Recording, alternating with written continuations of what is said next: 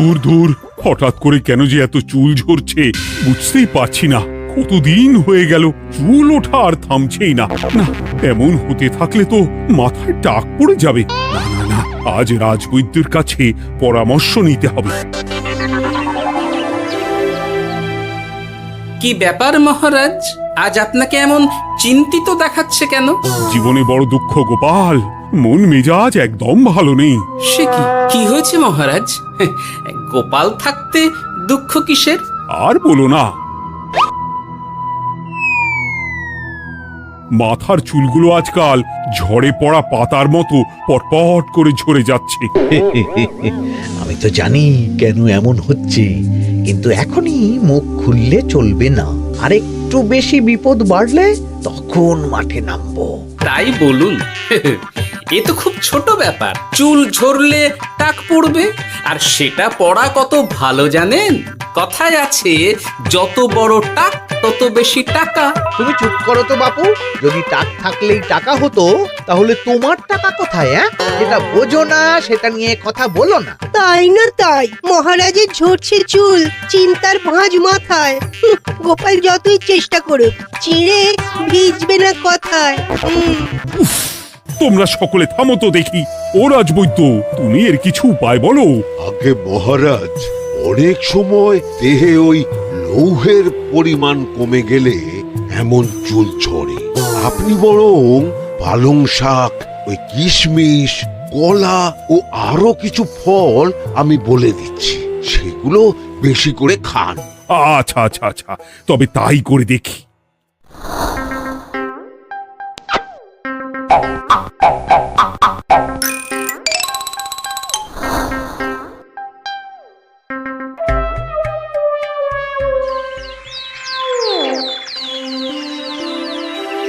ও রাজবৈদ্য, তোমার কথা মতো শাক পাতা ফলমূল সবই তো খেলাম, চুল ঝরা বন্ধ তো হলোই না। তো জানতামই এমন হবে। কিন্তু মহারাজ, এমনটা তো হওয়ার কথা নয়। কিন্তু হচ্ছে তো। আরে আমার সাধের চুল, কোথায় চলে গেলি সব? এর জন্য তুমি দায়ী। তুমি এর জন্য শাস্তি পাবে বৈদ্য। আমাকে আমাকে ক্ষমা করে দিন মহারাজ, এমনটা হবে এ তো আমি ভাবতেই পারিনি। কিছু মনে করবেন না মহারাজ, ছোট মুখে বড় কথা বলছি, কিন্তু সত্যি এখানে রাজবৈদ্যর কোনো দোষ নেই। ওকে শাস্তি দেওয়াটা ঠিক হবে না মহারাজ। দেখেছেন মহারাজ, গোপালের সাহসটা দেখেছেন? আপনার মুখের উপর কথা বলছে।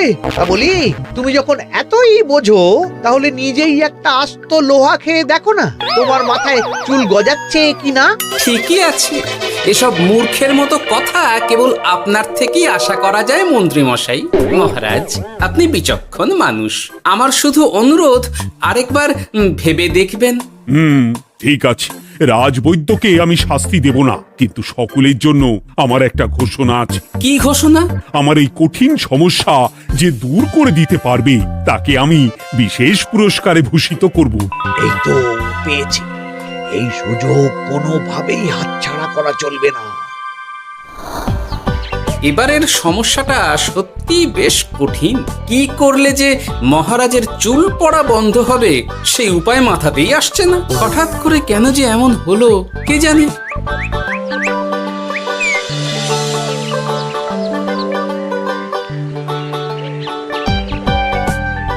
ও মা, তুমি এসে গেছো? একটু বসো, আমি তেলটা মেখেই হাত ধুয়ে খাবারটা বাড়ছি। হ্যাঁ, সে ঠিক আছে, কিন্তু তুমি কিসের তেল মাখছো এটা? কি আবার মাথার চুলের তেল? এখানেও চুল, ওদিকে মহারাজেরও চুল ঝরে পড়া নিয়ে আমরা সবাই হিমশিম খাচ্ছি গিন্নি। আরে, মহারাজের অত সুন্দর কালো চুলগুলো ঝরে যাচ্ছে, এ তো ভারী দুঃখের কথা।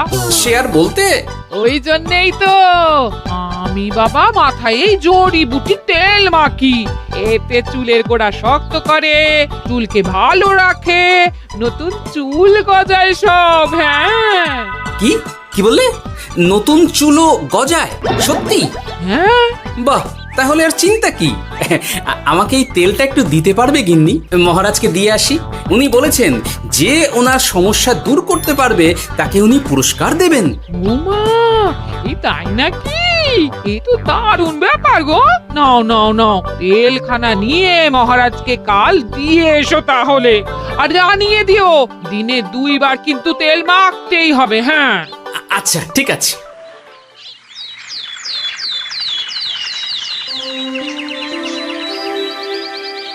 কোনো উপায় খুঁজে পেলে তোমরা? আগে মহারাজ, আমি আপনার জন্য নকল চুল বানিয়ে এনেছি।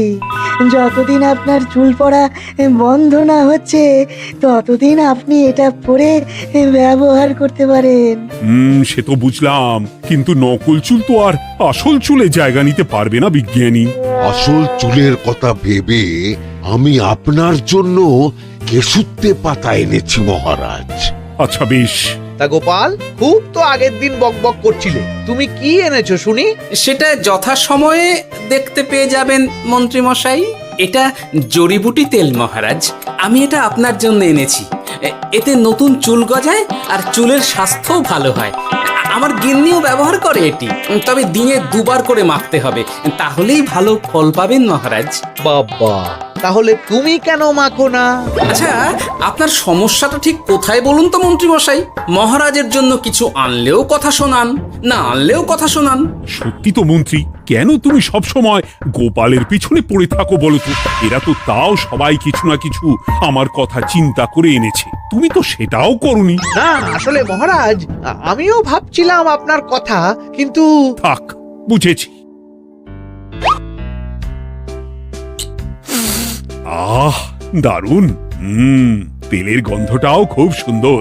গোপাল, তোমায় অনেক ধন্যবাদ।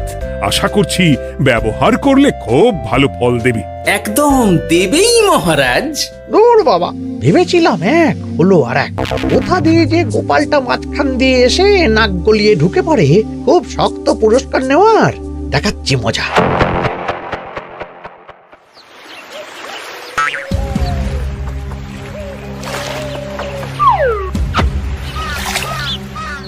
এবারে গোপালের তেল দিয়েই সব কিছু তোলপাড় করব।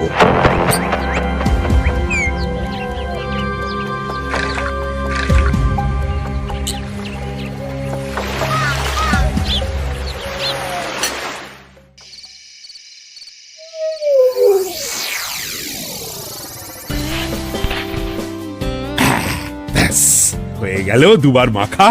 গোপাল বলেছিল এতেই ভালো ফল পাব, কিন্তু এখন মাখার পর মাথাটা কেমন জ্বালা জ্বালা করছে মনে হচ্ছে। হয়তো নতুন চুল গজাবে বলে এমন হচ্ছে। কাল সকালে বোঝা যাবে। এতক্ষণে বোধহয় ছোট ছোট চুল গজিয়েই গেছে। কি এটা চুল গজানোর তেল ছিল নাকি পড়ে যাওয়ার? হে ভগবান, যেটুকু বাকি ছিল সেটাও ঝরে পড়ে টাক পড়েই গেল।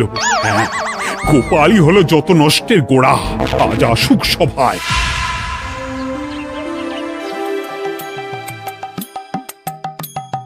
এই যে এখন এলেন উনি। ও কি মহারাজ, আপনি এমন কাপড় মাথায় জড়িয়ে বসে আছেন কেন? তুমি আর এমন প্রশ্ন জিজ্ঞাসা করো না গোপাল, তোমার দয়াতেই মহারাজের এমন অবস্থা। মানেটা আমি তোমায় দেখাচ্ছি, দাঁড়াও। এই যে গোপালের দেওয়া তেল মেখেই আমার এমন হয়েছে, আর তার জন্য আমি তোমাকে কোনোদিনও ক্ষমা করব না গোপাল। বিশ্বাস করুন মহারাজ, আমার গিন্নিও মাখে এই তেল, কিন্তু এমন কিছু তো এখনো পর্যন্ত ঘটেনি। আমি আর কিচ্ছু শুনতে চাই না। আমার মাথা ভর্তি চুল আমি ফেরত চাই। যতদিন না আমার মাথার সব চুল ফিরে আসছে ততদিন আমি তোমার মুখও দেখতে চাই না। মহারাজ, আপনার কোনো চিন্তা নেই, আমি তো আছি। এবার এই সমস্যার একটা সমাধান আমি করেই ছাড়বো। কি ব্যাপার, মন্ত্রী মশাই এত লাফাচ্ছে কেন? এসবের পেছনে আবার ওনার হাত নেই তো? না, ব্যাপারটা পরে দেখতে হচ্ছে।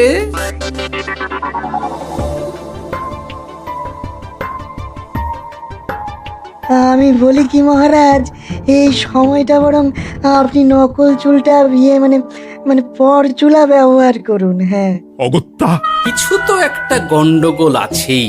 গিন্নিও তো রোজ মাথায় তেল মাখে, কই এমন তো হয় না। মন্ত্রী যদি কিছু করেও থাকে তাহলেও হাতে নাতে ধরবো কিভাবে? ও কি গো গোপাল দাদু, এখন এই সময় তুমি রাজসভা ছেড়ে এখানে? তোদের দাদু আর রাজসভায় যাবে না রে? কি বলছো গো? কেন?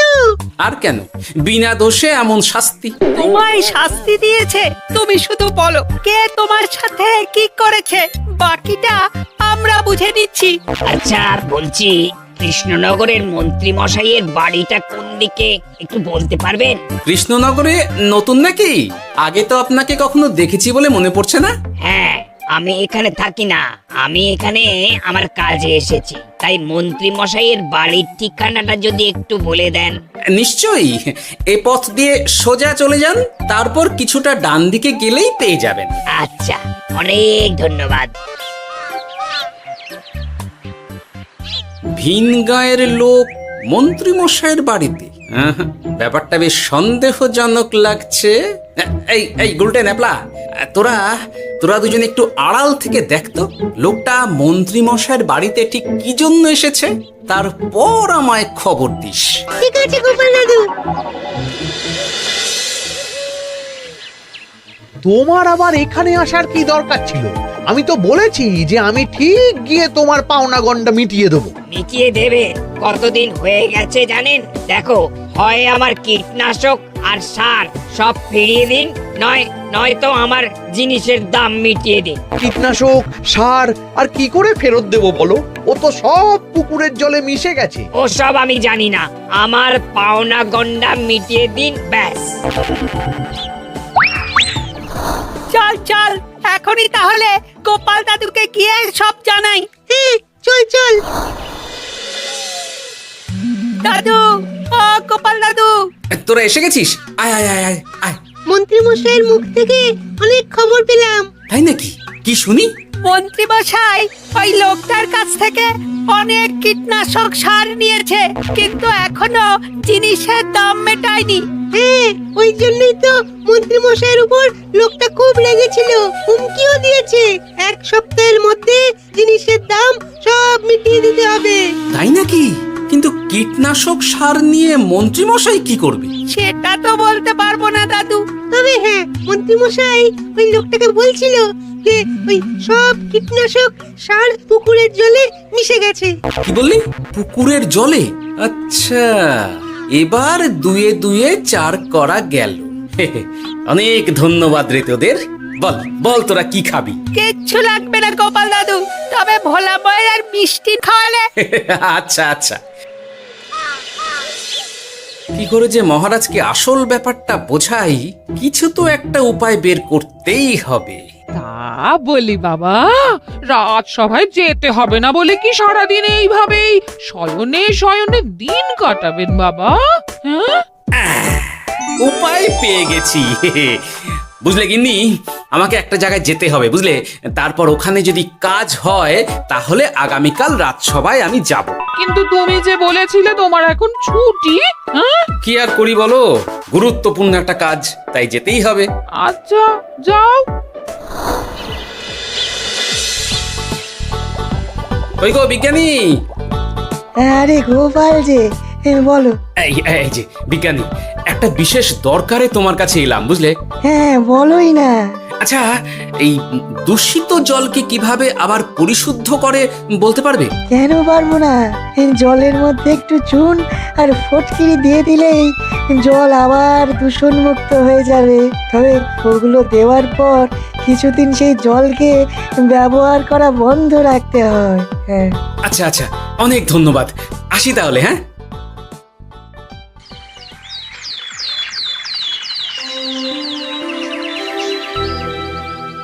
ছায়া পড়েছে, ছায়া পড়েছে। আমি বেশ বুঝতে পারছি তার ছায়া পড়েছে এখানে। কার ছায়া পড়েছে? আজকাল তোর মাথা থেকে অনেক চুল ঝরে পড়ছে, তাই না?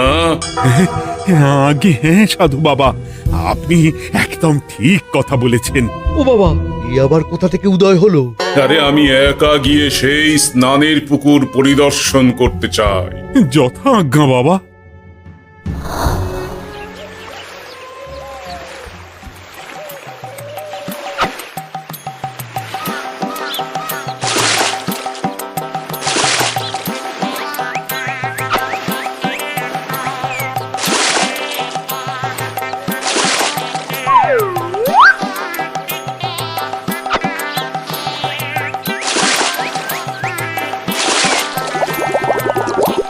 যাক বাবা, মোটামুটি সপ্তাহখানেক এভাবে থাকলেই পুকুরের জল আবার আগের মতো পরিষ্কার হয়ে যাবে।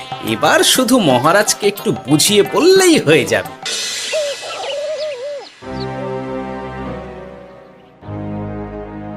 কি বুঝলেন সাধু বাবা? আমার অনুমানটাই ঠিক ছিল। পুকুরের জলে কালো ছায়া পড়েছে, কুদৃষ্টি পড়েছে, তাই এমন হচ্ছে। সে কি? কি কালো ছায়া? যত সব বাজে কথা। জল দূষণ করলাম আমি, আর দোষ পড়ছে কালো ছায়ার উপর। তাহলে এখন কি হবে? চিন্তার কোনো কারণ নেই। আমি মন্ত্রপুত ভস্য ছড়িয়ে দিয়েছি। 1 সপ্তাহ ওই পুকুরের জল স্পর্শ তো দূর, পুকুরের কাছেও যাওয়া নিষেধ। তাহলে আমার মোহরের কি হবে? যথাজ্ঞা সাধু বাবা। ও কি, তাহলে মহারাজ এতদিন স্নান করবেন কোথায়? সে কথা কাউকে চিন্তা করতে হবে না। মহারাজের ওপরে কালো ছায়া পড়া জল পড়েছে, তাই আগে সেটা শোধন করতে হবে। আমাকে তাহলে কি করতে হবে সাধু বাবা? আমার শিষ্য গোপাল আমাকে আগেই এই বিষয় জানিয়েছিল। আমি তার হাত দিয়েই তোর স্নানের জল পাঠিয়ে দেব। তাই আগামী 1 সপ্তাহ সেই জল দিয়েই তোকে স্নান করতে হবে। কি গোপাল? দেখছো তো মন্ত্রী, গোপাল আমাকে কত ভালোবাসে। আমি ওকে কত কথা শোনালাম, কিন্তু না না না না, কাল থেকেই আমি আবার গোপালকে রাজসভায় ডেকে আনবো। আমি আসছি, আমার কাজ হয়ে গেছে। আর হ্যাঁ, তোর স্নানের পুকুরের চারিদিকে প্রহরীর বন্দোবস্ত কর। কাক পক্ষীও যেন ওখানে প্রবেশ করতে না পারে। আচ্ছা বাবা, আচ্ছা।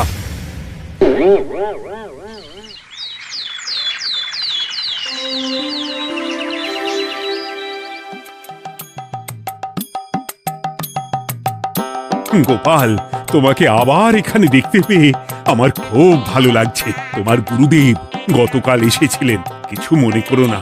না বুঝেই তোমাকে অনেক কথা শুনিয়েছি। না মহারাজ, আমি জানি আপনি আমাকে খুব ভালোবাসেন, তাই আমি কিছু মনে করিনি মহারাজ। এই নিন, আমি আপনার স্নানের জল এনেছি। হ্যাঁ হ্যাঁ হ্যাঁ, দাও দাও দাও।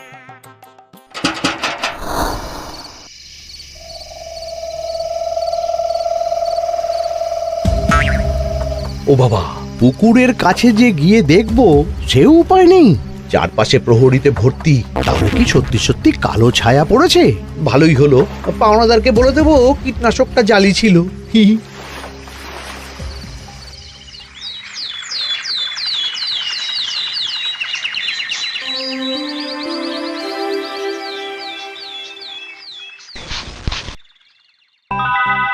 এই তো আমার সেই পুরনো কালো চুলগুলো আবার ফিরে এসেছে। আহা, কি যে আনন্দ হচ্ছে দেখে। আজ 1 সপ্তাহ সম্পূর্ণ হলো। গোপালের জন্য আমার স্নানের পুকুর থেকে কালো ছায়া দূর হয়েছে। আমাকে এই সমস্যা থেকে দূর করার জন্য আমি গোপালকে 100টি মোহর উপহার দিতে চাই। ধন্যবাদ মহারাজ। দূর, আমার আর ভালো লাগে না। সব সময় গোপালই মোহর পায়, এটা তো আমার পাওয়ার কথা ছিল। এদিকে আজকে পাওনাদারও আসবে।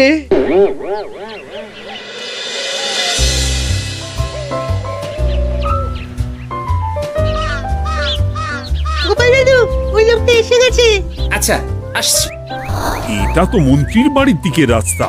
আমরা তাহলে ওদিকে কেন যাচ্ছি গোপাল? আপনার পুকুরের আসল রহস্যটা কি সেটা আপনি জানবেন না মহারাজ? মানে? নিজের চোখেই দেখুন, তাহলে বুঝতে পারবেন। আর একটু সময় দাও আমায় ভাই।